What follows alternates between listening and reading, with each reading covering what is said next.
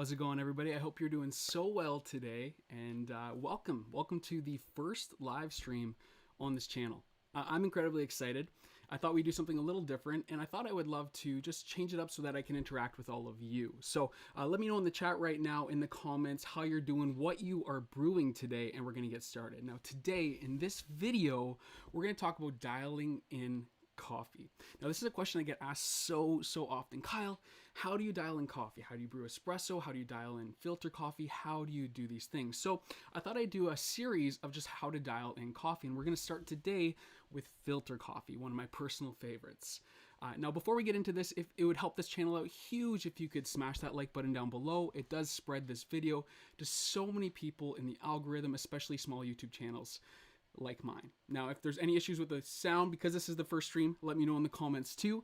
And at the end of this video, I'm hopefully going to be able to answer any Q&A that you have. Now, because it is a live stream, you do have the option to donate. Not expected, but if you decide to, 50% of all donations are going to go to the World Coffee Research Foundation. So just want to let you know about that. So let's start into this. I hope you guys are doing so well. We're going to brew a coffee later on too and dial this in together. Now, what is dialing in coffee, right? We should probably answer that question before we get into this. What is dialing in coffee? Now, here's the deal. You know what dialing in coffee tastes like. You do. Now, if you've been to a good cafe, maybe your favorite cafe, just think of that cafe right now. You've probably experienced the dial-in coffee. At least I hope so at this point. Dial-in coffee is that sweet spot between under-extracted and over-extracted coffee. And we're going to talk all about what that means, what that looks like, and how you can accomplish that. But this is that perfect balance in between bitterness and sour coffee. So we're going to dive all into this video.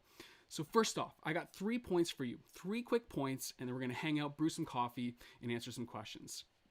3 points on how to dial in coffee. Now, the first one, this one's really important.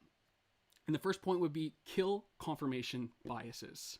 Kill confirmation biases. Well, what does that mean? Well, I want to bring up a screen here so that you can see what I mean. I'm going to see if this will work here. Now, on the screen here, this right here, this is the SCA flavor wheel. And this is a wheel that the SCA uses, roasters use to describe flavors. And we could spend a whole episode on this. Maybe we will, but we're not going to do that today. Well, why does this matter? Well, when roasters are roasting a coffee, they will use a wheel like the SCA wheel, not always, but often, to describe flavors that they're experiencing. Now, that's not a bad thing, but here's the issue with that. The flavors that they might experience as a roaster might be very different from the flavors that you might experience for a few reasons, but one of them being the flavors they've experienced in their life might be very different from the experiences you've experienced. And so this leaves a lot of interpretation for flavor. And so one thing we need to do before we get into figuring out how to dial in a coffee is understanding that tasting notes are not prescriptors, they're descriptors. They're not prescriptors, they're descriptors. They describe an experience that we're having with coffee, but that doesn't mean because a roaster has labeled a flavor note or a tasting note on the bag, that is what you're going to experience at home. Now, it doesn't mean we can throw them out the window. Let me just start off there. It doesn't mean we can just cancel tasting notes. And I've seen that kind of culture on Instagram, whatever. That's fine.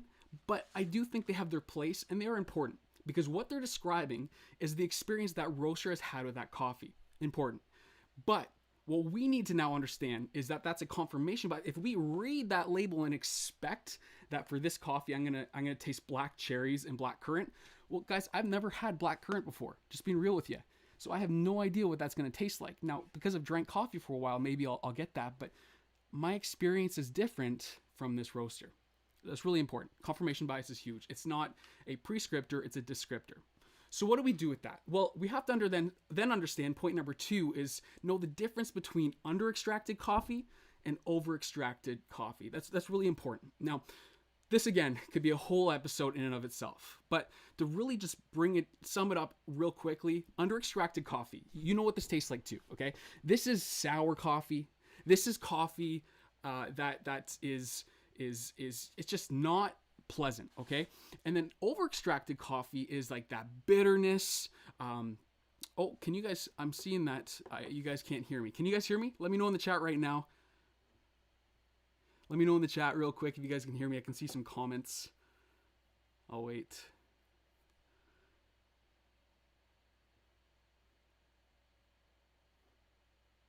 You guys are good? Okay, cool. Well, I'm going to keep going here. Sorry about that, guys. I just saw some comments that people couldn't see me. First live here, live TV, right? It's the first time for everything. Okay, so like I was saying, under-extracted and over-extracted coffee. Big difference there for over-extracted coffee. You know what this tastes like too, okay? If you've ever gone to... I don't want to throw any shade or any cafes under the bus, but let's just use your local auto garage. You go there, you get a coffee while you're waiting for your car. Here in Canada, I just rust-proof my car. We spray oil all underneath the car. And while I was waiting for it to be rust-proof, because the salt is coming, the snow is coming, I had a coffee. They had a coffee there. And that coffee, I could go into a whole episode on describing just that coffee alone, but I won't. But it was bitter. It was bitter. It was over-extracted. Okay, and there's a lot of reasons for that, and we're going to get to that in just a second. But you need to understand the difference of under-extracted and over-extracted coffee. So again, point number one for dialing in your coffee is kill confirmation biases. Understand that tasting notes on a bag when you get a coffee, they are descriptors, not prescriptors. And number two, then you need to understand the difference between under-extracted and over-extracted coffee. Now, these 2 points are going to lead us to number three, which is understanding your grind size. Now, within coffee, there are so many different variables, but one of the biggest variables within coffee is grind size. Now I'm going to explain a couple other variables later on, but one of the biggest ones, guys, is grind size. And so one that we can really change fairly easily. Now, I've got a grinder here, and this is the 𝙇𝙤𝙣𝙇𝙨 C40. Now, I've done extensive reviews on this grinder, compared it to other grinders before. So if you haven't checked that video, please do. But this is a great hand grinder and is kind of like the gold standard for coffee grinders, especially hand grinders at home. And this one is a great example of grind size communication, because a lot of people will use the C40 to describe grind sizes in a coffee. Now, I ground a coffee already, and we're going to brew it in just a second. But the C40 uses clicks. Okay, so whatever grinder you have at home, this is the same. It applies for any grinder, but the C40 uses clicks. So let's say you have the fellow Ode, that'll have a giant black dial on the front, maybe 1 to, I think it's 11.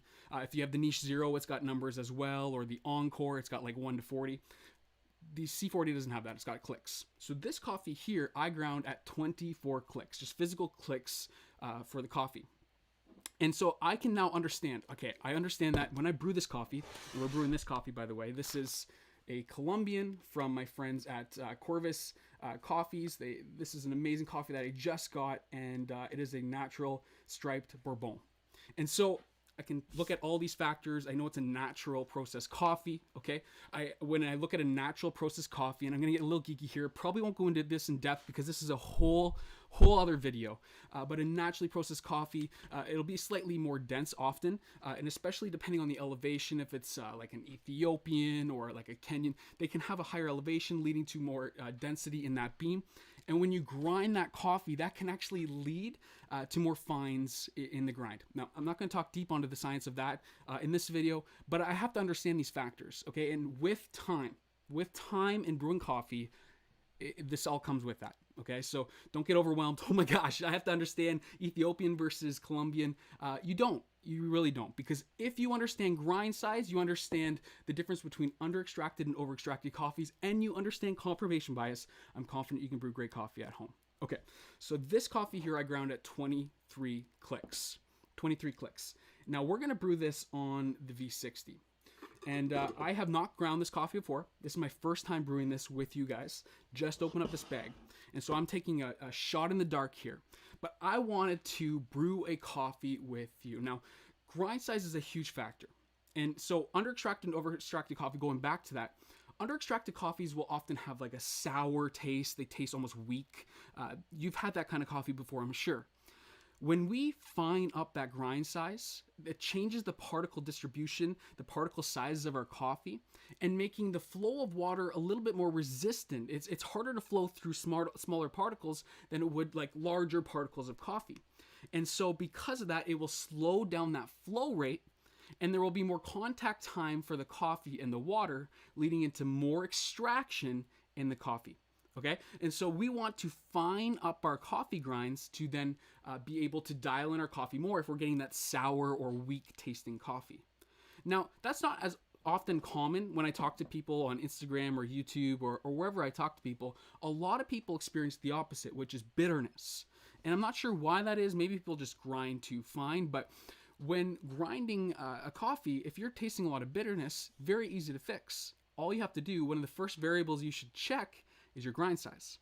If you coarsen up your grind slightly, and don't do this too drastically, okay? Do small increments of change. Don't go all in. Oh, my coffee's too fine. I'm going to go 20 clicks the opposite direction. Small increments until you get where you want to be. And I have a great way to describe this in a second. But you can then coarsen that up, try it, and it might help out your coffee. Now, Hoffman talks about this, and he describes it in a great way. And I've used this when talking to so many people about brewing coffee. And this is a great way to explain dialing in your grind size. Hoffman says, dial your coffee, grind as fine as you can, keep going finer until you taste astringency, and then back off. And so what is astringency? Let's talk about that real quick, and then we're going to brew this coffee. Now, astringency, a lot of people will associate that with bitterness, and that is partially true. Astringency can also be defined, rather than a taste, astringency can be defined as a feeling. And I feel that's so millennial for me to say, this is a feeling. But astringency can be defined as a feeling, and the feeling would be, and maybe you've experienced this before, I'm sure you have, the astringency would be like a dryness. And not always, but often, a dryness on your palate, maybe on the sides of your mouth, maybe even your cheeks. And so Hoffman, going back to what he says, grind fine enough until you taste astringency and then back off slightly. This is a fantastic way to dial in your coffee to be able to brew great coffee at home. So why don't we try it? Why don't we brew a coffee together? And let's see how I fare. I'm going to grab my kettle.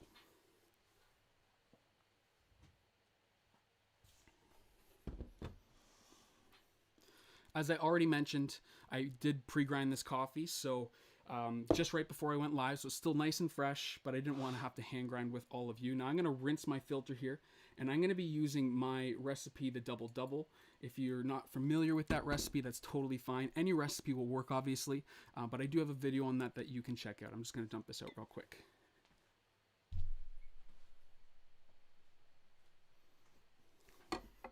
All right, now we're going to pour our coffee in here. And I'm going to try and show you guys the grind size here just for reference.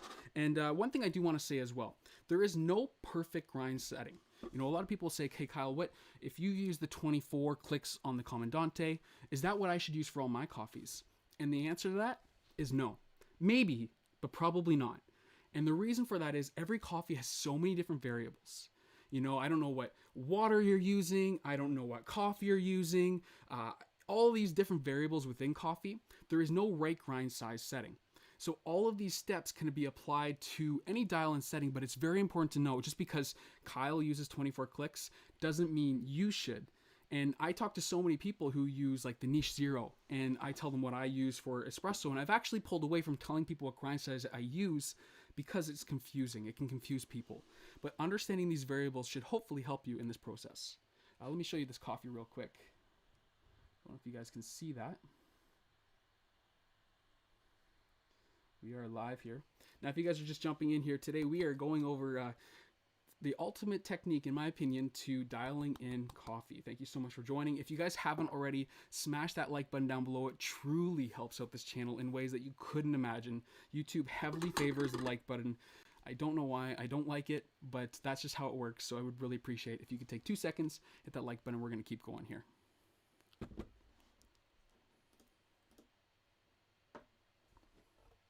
All right, so I pour my coffee in the V60, and we are going to start brewing. Now, I'm going to do a 50-gram bloom here. I poured 20 grams of coffee in here. I'm going to give it a little swirl. Now, another factor that a lot of people like to use as a way to determine dialing in coffee is time. And this is a variable that I have used for a long time as well, but over the years I have stepped away from using time as a variable to determine if my coffee is dialed in. And I would suggest that you consider that as well. Now, time can be a great way to understand how far off you are from dialing in, but it can get really confusing because there are so many different brewers on the market today.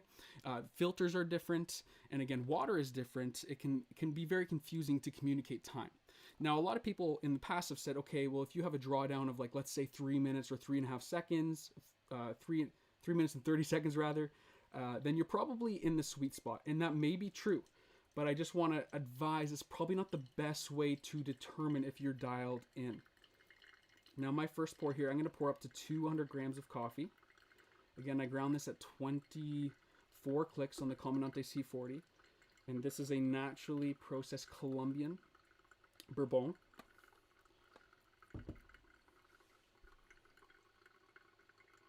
Now, I noticed in the comments somebody's saying V60 is way faster because the paper is less resistant, and that is true. But it's also false. Depending on which paper you're using, that can actually be a big difference in that. You know, right now I'm using the non-tabbed Hario filters. And these ones can be the fastest in testing. I believe there's some videos on the internet, and these ones have been determined to be the fastest flowing filters from at least Hario. But there are some slower filters too. If you use the Cafec osmotic flow filters, those ones have a tendency to be even slower. So while true in a sense, filters do play a huge part in that as well. Now I'm almost on my final pour here. We're at 300 grams. There's 320. I'm going to give it a final swirl. Drink some water. Amazing. So we're going to wait for this to draw down. And right off the bat, I can, I haven't even tasted this, and I can see that this is drawing down really fast. And again, I don't want to time this, or I don't want to go by time, and so I'm not going to assume that this is under extracted. But had I gone by time, I would then associate that this is drawing down fast, that this might be slightly under extracted because of that contact time that I talked about earlier. Okay, so this drew down in 2 minutes and 50 seconds. So I'm going to go dump out this filter. I'll be right back.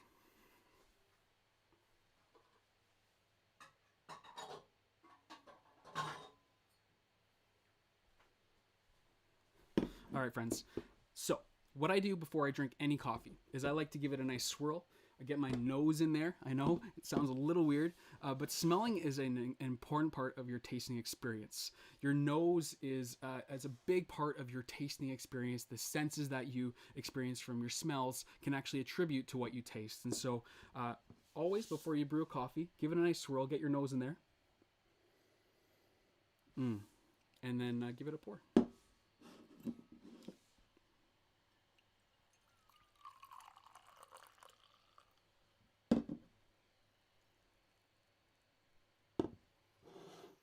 Now I'm excited to try this and see how we did. Again, first time brewing this. I have not tried this coffee before. Let's see how we did.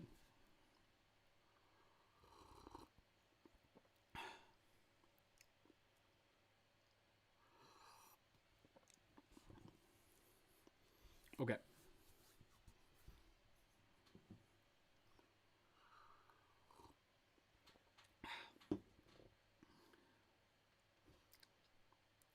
Okay, so I brew this at 210 degrees Fahrenheit.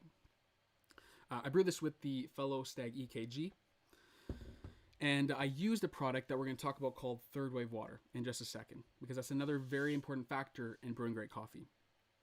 Now this, brewing at 2 minutes and 50 seconds, is still a great cup of coffee. I would say that this is under extracted. Those variables we talked about, just the sourness, it's lacking some sweetness that I would desire from a cup of coffee.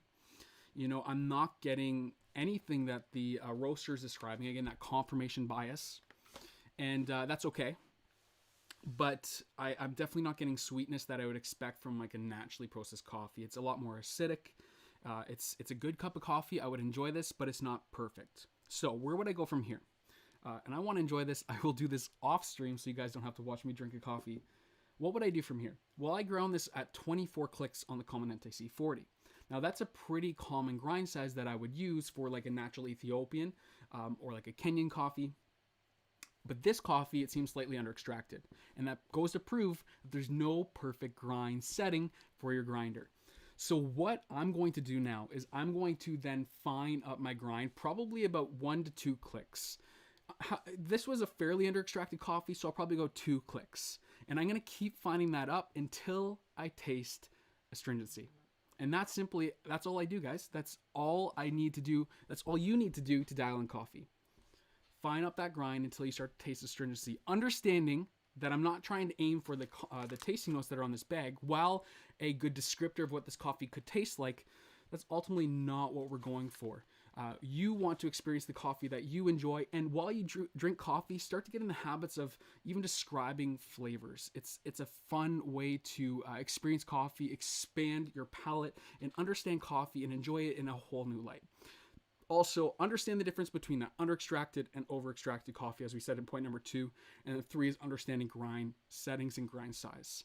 You can fine up that grind. It can help bring that flow rate down a little bit. Okay, slow it down a little bit, increase that contact time, and then you can then limit your under-extracted coffees. But there's one more factor with coffee that I want to talk about real quickly. And I know we're going through this fairly quickly. This is the first live stream on this channel. Really excited that you're here. Welcome. This is amazing. If you're just joining, be sure to smash that like button down below. And I'm going to keep going here. That variable is third wave water, or just water in general. Now, it doesn't have to be third wave. No, third wave is a fantastic product, and also the sponsor of this video.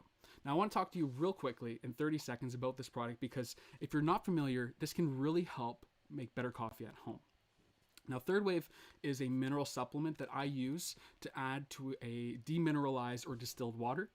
And what Third Wave does is it is the perfect compound mixture in this little packet here to add to like a 1 gallon. They have different sizes too, but I use the 1 gallons. And I can add it to 1 gallon, and I can add that to, which is in my kettle here, to my kettle. And this is the perfect solution for coffee. The minerals that they use, the compounds, they're fantastic. Now, Third Wave has different profiles too, which I think are pretty interesting. They use the classic profile, which we brewed with today. And then also they have this one right here, which is like this pink color, and this is their espresso profile. Now, their espresso profile is great if you're into espresso, obviously, but the reason why it's great is because, well, a lot of people don't strive for the acidity levels or some of the flavors you would want to experience within filter coffee. So it dials back that acidity, that high level of acidity, and they replace it with different compounds that help with like the sweetness of your espresso. But not only that, it does help with the protection of your boilers. So if you have like stainless steel boilers or copper boilers or whatever boilers you would have, it actually has compounds in this to help protect that against lime scale. And for me, I spent so much money on my espresso machines. I'm sure you have too if you're into espresso. You want to make sure that you're using good water. Now here in Ottawa, our water is 30 parts per million. It's incredibly soft. And so a lot of people would say, well, my water is good, Kyle. I don't really need a product like Third Wave. And you're definitely right to a certain degree, but I think, and I truly believe, a product like Third Wave will elevate your flavors in the cup. They truly will. You know, I have water here in Ottawa. They put fluoride in our water, and I can use a Brita to fix that a little bit, but it's not perfect. So I would highly recommend you check out Third Wave Water. They've got different profiles. They've got a dark roast profile too. I'll leave a link down in the description below, and you can use code Kyle15 at checkout, and you get 15% off Third Wave on your first order. So thank you, Third Wave, for sponsoring this video. Well, this is how I dial in coffee. This is my ultimate technique, if you will, to dialing in coffee. So I'm going to take another sip here, and before you go, please smash that like button. If you're not yet subscribed, be sure to hit that subscribe button down below. I'd love if you joined this journey with all of us. And in a second, I'm going to answer a couple questions, and then we're going to wrap this video up.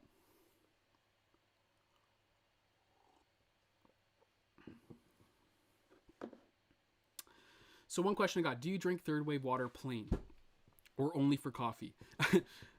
That's an interesting question. Wow. I only drink it for Third Wave water, or only for coffee rather. I only use Third Wave water for coffee. But I guess you could use it for normal drinking water too. Although they're not, they're not free. So you do have to pay for them. So I'm not sure I would do that. We do have good drinking water. But yeah, I only use it for coffee.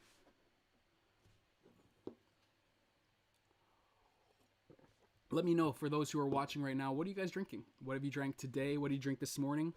And what do you plan to drink tomorrow? Let me know in the comments down below. This is a great question. Do you dial your coffee recipes to taste similar on all drippers, like V60 versus April Brewer versus Kalita? No, I don't. This is a whole nother video in and of itself, the comparison of drippers and the way that coffee can taste in a dripper. But I personally don't dial in so that they taste the same.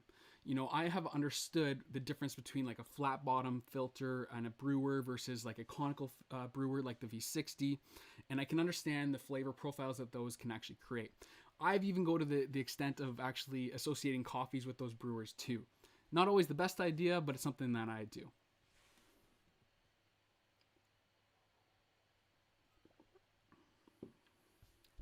Would you recommend upgrading the Vario burrs to stainless steel or buying Commandante C40 Mark IV? So I'm using the Vario Plus right now, and I've added the stainless steel burrs to the Vario Plus. I think they're fantastic. They have a lot of clarity. They're a fantastic burr set. It's a fantastic grinder. Again, I have done a full video on that, so I highly recommend checking that out, and I do talk about that in depth. But both are great. You know, the C40 is a hand grinder, so it really comes down to what you would prefer.